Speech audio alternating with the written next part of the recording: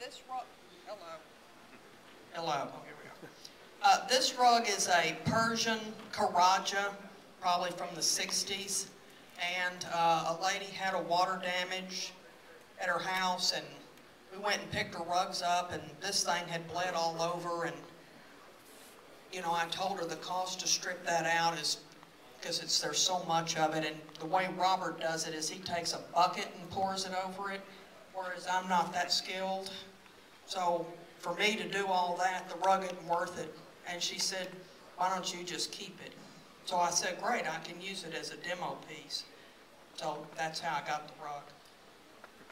But that's her story, and she's sticking I'm sticking to it. Can everyone see this little area that has the dye bleed? What I've done is I've mixed up some of this product called Magic. It's up here. So you can obtain it in the Master Blend booth. And I've already gone ahead and mixed it up. I put a scoop into hot water to dilute it. And I have a very high-tech delivery device. You can see that there. And so what I'm going to do is paint this material into the area that has the dye bleed. But because the rug is dry, that material can tend to wick into the dark areas that's friendly. So I'm going to take some water, it could be a trigger sprayer, which is a little bit handier, and or just a cap of water, and I'm just going to wet this out so that as I apply our dye stripping material, this Magic, it will not wick into the friendly dye. So I'm just going to take my toothbrush and go ahead and apply this material. Now if it's a very intricate pattern, you might want to use an artist brush. In an open area, you could use a pipette. And then I'm going to take a steamer. And I have this little guy from Crane. I happen to like these. If you have a steam iron and you want to use that, that's fine. Let me fire it up here. And I'm going to apply steam because it takes steam to activate it. When you put it on cold, nothing's happening. It's a bell curve. Nothing's happening. You apply heat to it. It's going to pull the dye, and then we'll activate the material. I have a towel to blot it, not so much to pick up the dyes, but to cool it down. Because I've put it on, it looks about right, I remove the heat, I want to cool it to stop the reducing action of this material. It is not hydrosulfite, it is not bisulfite, it is another reducing agent material that our chemist has come up with. So I'm going to go ahead and give it about 10 seconds or so of steam. But what I like about this little crane, I can draw it across and take a peek at it and see how it's doing. And if it's not pulling the color, I can just give it more time or give us a little bit more product. But I'll give it a little bit more time at first. So we're starting to pop that color out.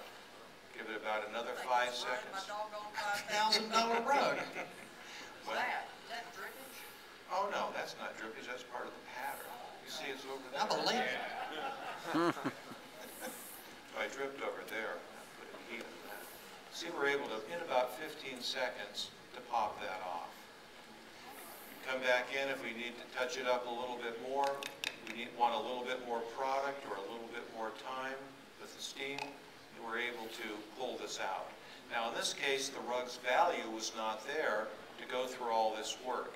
And so if it's an inexpensive rug and you've caused some dye bleed, you know, you might want to settle up with the customer. Or send it to Robert Mann because he's going to pour a bucket over it. He'll pour a bucket with his secret sauce. Secret sauce. Okay, so we've been able to pop that dye out. Okay, where is Barbara? At Greek Dover Horizon, I get to live another 40. I'll always be a student because there's always something else to learn. I'm going to warn you right now, I'm probably going to butcher the English language, and I'll probably... Normally this would be a bit faster. We had more water pressure. Our water pressure is suffering a bit here.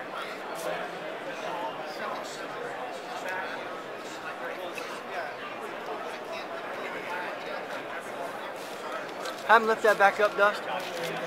Would you have him lift that back up in the air? Blue tool. Jeff, can you lift that back up in the air for Robert to see? Want to get a good video of that. Cool. Very nice tool. That tool was developed over several generations to get it to be perfect and ergonomically correct. About 12 of those. It looks easy to make, I know, and some people do try to make them, but it's never going to work the same. You're better off just buying the perfected product rather than trying to make things yourself. And he said it's a dual-purpose tool? It also acts as a squeegee too? Yeah, this tool acts as a squeegee and a rinsing device. So now Nathan's going to apply some cleaner. Now Nathan, what cleaner is that you're putting in there? This is a wool brush shampoo from Chemax. Very basic. It's a very basic cleaner. It's got good solvency, and this one's real dirty, so.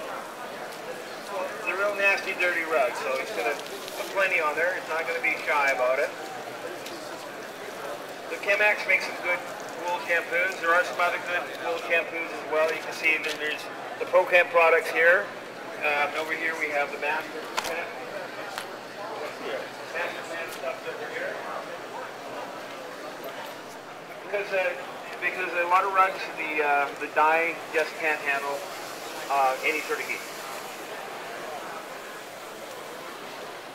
It's okay to use some heat when you're doing steam extraction of area rugs because the heat is so momentary. But when you're actually on a wash floor in a pit like this, that heat's been applied over time, and then the problem starts. Well, can't do this in the use. That is correct. Number one, if you don't have the hands-on, boots-on training, don't ever attempt this. It's a really bad idea, and there's great classes that you can actually get involved with. Jeff puts on one of the finest classes in the country.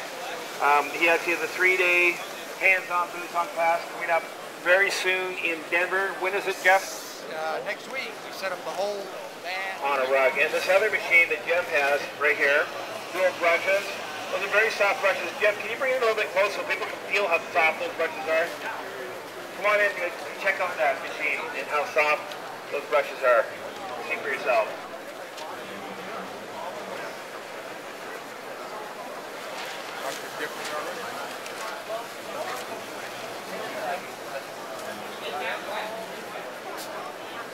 Yeah, that machine's on a GFI, ground fault interrupter. That's being used quite extensively in rug cleaning.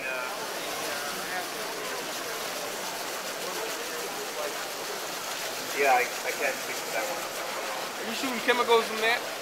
No, he's already put the chemical I out. applied the detergent with a watering can, but I have shampoo in here, but it's more gentle. I got it. wanted something a little more aggressive for this rug. Right. So dirty. So you know that we're cleaning this rug one at a time.